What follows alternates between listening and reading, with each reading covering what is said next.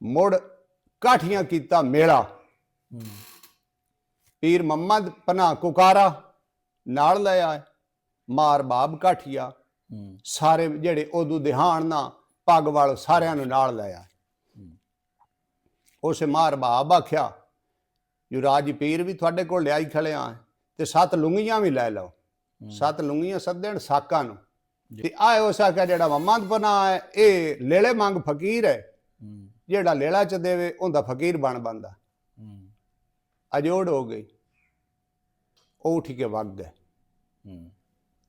ਜੇ ਸੜੋ ਪਿਛਾਂ ਗਏ ਨਾ ਮਤਲਬ ਗਲਬੋਰ ਜਾਂ ਘਰ ਜਿੱਥੇ ਮੁਹੰਮਦ ਪਨਾ ਰਹਿੰਦਾ ਉੱਥੇ ਕਾਠੀਏ ਆਖਣ, ਕਾਠੀਆਂ ਨੂੰ ਪੀਰ ਆਖਿਆ ਜੋ ਜਾ ਘਰ ਵਗ ਜਾਓ। ਜੀ ਜੀ।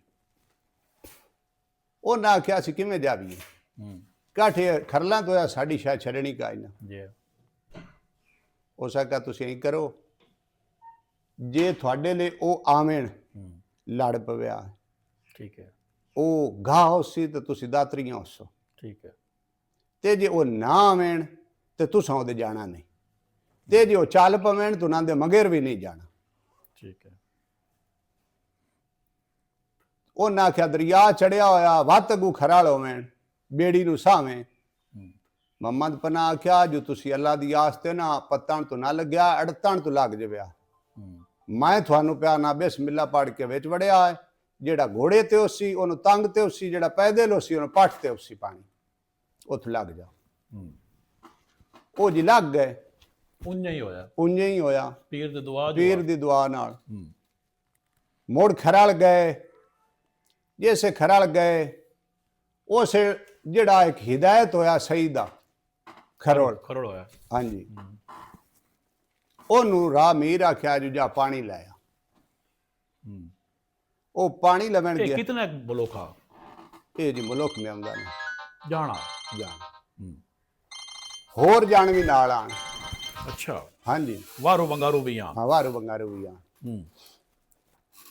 ਜਿਸ ਟਾਈਮ ਉਹ ਉੱਥੇ ਵਗ ਗਿਆ, ਇਹ ਕਹਾਣੀ ਤਾਂ ਮੁੜ ਸਾਰੀ ਸੁਣਾਣੀ ਚਾਹੀਦੀ। ਜਿਹੜਾ ਨਾ ਸਾਰੀ ਸੁਣਾਓ, ਜਿਹੜਾ ਨਾ ਰਾਹ ਹਿਦਾਇਤ ਖਾਨ ਪਰ ਸਰ ਪਰ ਰਾਵੀ ਨੂੰ ਚਨਾ ਦਾ ਕੀਤਾ ਨੇ ਹੁਣ ਲੈ ਕੇ ਪਿਛਾਂ ਕਾਸ਼ਾ ਨਹੀਂ ਜਾਣਾ। ਜਿਹੜਾ ਰਾਹ ਹਿਦਾਇਤ ਖਾਨ ਨਾ ਜੀ ਆ, ਉਹਦਾ ਮਾਮੋ ਦੇ ਕੋਇਆ ਮਸੂਰ ਦਾ ਕਾਠੀਆ, ਜੀ ਆ, ਉਹ ਮਸੇਰ ਆ।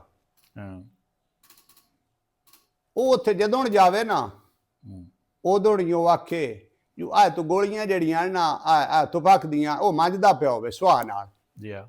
ਉਸ ਆਖਿਆ ਜਦੋਂ ਮਾਮਨਾ ਉਦੋਂ ਉਸ ਆਖਿਆ ਇਹਨਾਂ ਨੂੰ ਮੰਝਦਾ ਪਿਆ ਨਾ, ਇਹਨਾਂ ਨੂੰ ਕੀ ਕਰੂੰ ਮੈਂ। ਹਾਸੇ ਦੀ ਗੱਲ ਆਈ।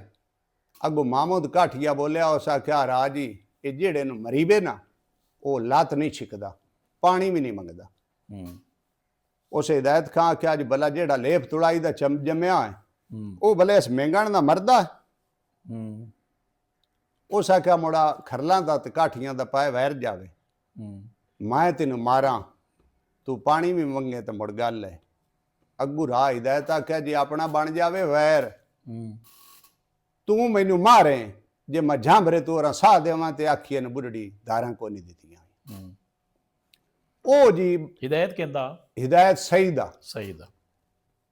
ਉਹ ਜੀ ਹਿਦਾਇਤ ਖਾਂ ਪਾਣੀ ਲਵਣ ਗਿਆ ਬੁੱਢ ਤੋਂ ਦਰਿਆ ਦੀ ਤੋਂ, ਉਸ ਮਸ਼ਕ ਲਾ ਕੇ ਰੱਖੀ, ਬੁੱਕ ਨਾ ਪਾਣੀ ਪੀਵਣ ਲੱਗਾ ਜੀ ਮੈਂ ਪੀ ਲੈਣਾ ਤੇ ਮੁੜ ਮਸ਼ਕ ਭਰ ਲੈਸੇ। ਕਾਠੀਏ ਉੱਤੇ ਬੈਠੇ ਹੋਏ ਆਣ ਮੰਡ ਦੇ, ਉਸ ਨੂੰ ਹੋਰ ਕਾਠੀਏ ਤੁਪਕ ਸਿੱਧੀ ਕੀਤੀ ਹੈ। ਜਿਹੜਾ ਨਾ ਮਾਮੋ ਦੋ ਕਾਠੀਆ ਮਸੂਰ ਦਾ, ਉਸ ਆਖਿਆ ਜੀ ਇਹਨੂੰ ਤੋਂ ਨਹੀਂ ਮਾਰਨੀ, ਇਹ ਮੇਰਾ ਮਸੇਰ ਹੈ ਤੇ ਇਹਨੂੰ ਮਾਰਨੀ ਮਾਂ ਦੇ ਨਾਲ ਮੇਰੀ ਗੱਲ ਵੀ ਹੋਈ ਹੈ। ਜਿਸ ਵੇਲੇ ਪਾਣੀ ਬੁੱਕ ਨਾਲ ਪੀ ਕੇ ਸਿੱਧਾ ਹੋਇਆ ਨਾ, ਬੁੱਕ ਪੀਵਣ ਲੱਗਾ, ਉਸ ਵੇਲੇ ਉਸ ਮਾਰੀ ਨਾ ਉਹਨੂੰ ਲੱਗੀ ਕਾਲੇ ਵਾਲੀ ਤੇ ਮਗਰੋਂ ਨਿਕਲ ਗਏ।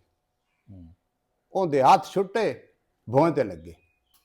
ਉਹ ਸਹੀ ਵੇਖਿਆ, ਉਹ ਹੱਸ ਪਿਆ। ਉਸ ਆਖਿਆ ਕੀ ਹੋਇਆ ਮਸੇਰ ਹੋ? ਉਸ ਆਖਿਆ ਹੋਇਆ ਕੁਝ ਵੀ ਨਹੀਂ, ਨਿਰੰਨਾ ਹਾਂ ਤੇ ਐਵੇਂ ਪਾਣੀ ਤੂੰ ਹਾਂ ਚਰੀ ਜਾ। ਉਹਦੀਆਂ ਆਂਦਰਾਂ ਨਿਕਲ ਆਈਆਂ, ਉਸ ਵਿੱਚ ਗੱਤ ਲਈਆਂ, ਦੁਬਾਰਾ ਉਹਨਾਂ ਕਾਈ ਨਹੀਂ ਮਾਰੀ। ਉਸ ਅੱਗੂ ਸਾਫਾ ਵੜ ਲਿਆ, ਮਸ਼ਕ ਪਾਣੀ ਦੀ ਉਸ ਭਰ ਕੇ ਕੱਚੇ ਗੱਤ ਲਈ ਚੜ ਘੋੜੇ ਤੇ ਬੈਠਾ, ਜਾਣੇ ਚਾ ਗਿਆ ਪਿਛਾਂ ਵਾਪਸ। ਅੱਗੋਂ ਨਾ ਕਿ ਸੁਣਾਕ ਦੀਆਂ ਟੱਕਰੋਂ ਵੱਜਣ ਹੋਇਆ। ਉਸ ਆਖਿਆ ਚਾਚਾ ਜਿਨ੍ਹਾਂ ਨੂੰ ਕਾਲੇ ਵਾਲੀ ਲੱਗਣ ਉਹਨਾਂ ਦਾ ਕੀ ਹਾਲ ਹੁੰਦਾ। ਉਸ ਆਖਿਆ ਉਹਨਾਂ ਦਾ ਮੁੜ ਬਚਣ ਔਖਾ ਹੁੰਦਾ। ਉਸ ਆਖਿਆ ਮੁੜ ਮੈਨੂੰ ਲੱਗ ਗਏ।